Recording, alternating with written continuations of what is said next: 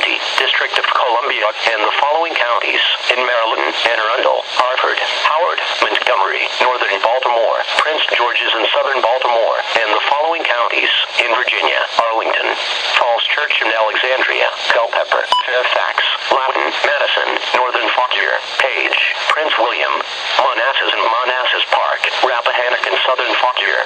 The National Weather Service in Baltimore, Maryland, Washington has issued a winter storm warning for snow, which is in effect from 3 a.m. to 2 p.m. Tuesday.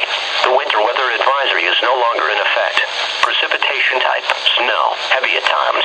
Precipitation may start as a period of snow and sleep before dawn, changing to all snow after daybreak.